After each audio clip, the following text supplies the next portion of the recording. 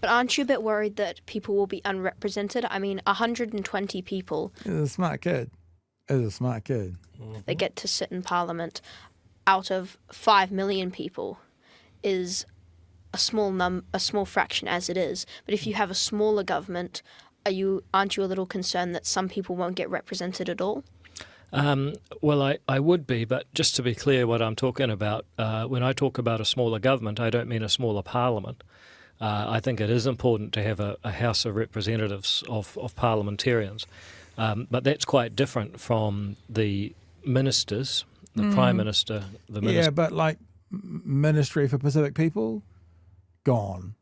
Lesser representation. Ministry for Women, gone. So even though I think the young fellow was actually asking about MPs, the point that David's making is not the answer, because them making government smaller, and he specifically said too many ministers, Minister for Women, for Pacific Affairs, for whatever it is, getting rid of those will lessen representation within the broader government. Sorry, Chewie.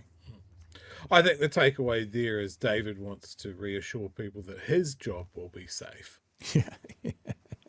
Well, I'm not saying certainly not in the next 3 to 9 years we shouldn't get rid of MPs, which is maybe we should get a few. Maybe we should just pay them some more.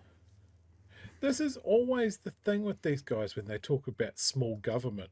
The bits of government that they want to make small or disappear altogether are the parts of government that the public interact with.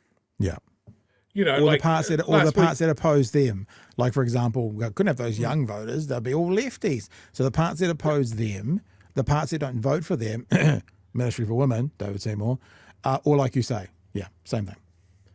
Yeah, and you get into a point like last week I was talking about how quick it took me to get my passport. Well, what if they decide to cut that department and suddenly everybody's waiting 3 months for a passport? Or, because our parliament isn't truly representative, you get basically a majority of men deciding, as you said, whether the Ministry for Women is important or not. Yeah. That sort of thing. And again, these are lessons that we have learned from the past. And a lot of the time, these are things that have actively been fought for and agitated for. Again, Ministry of Pacific, Māori Affairs, Ministry for Women, all of those things, they've all been fought for.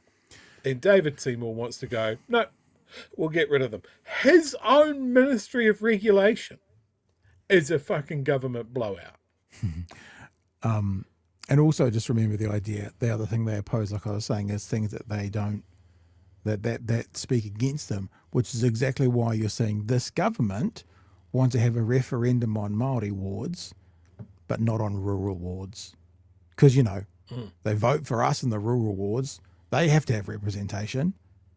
So this is where you can see the horse shit. This has got about 40 seconds. Let's just get to the end of it to see if there's any other pearls of wisdom from this French-Canadian goon. In the government departments. That's the government.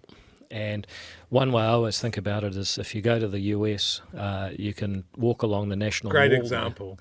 And they've got the White House, and then they've got the Congress, and then you've got all the soldiers in between at the moment. The military checkpoints. Yeah, military checkpoints and that. Did you see South Park from last week? They did a very good thing on what's happening in DC at the moment. We've got the Supreme Court, and the government and the Parliament, if you like, are separate, and so are the courts.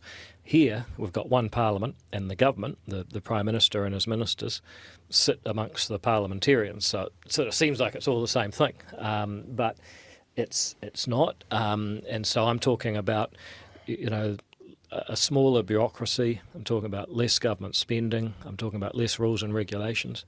But I still think that the people should have representatives to speak for them in the Parliament, and the same number as we have now, which is what you're saying, which I think you're right.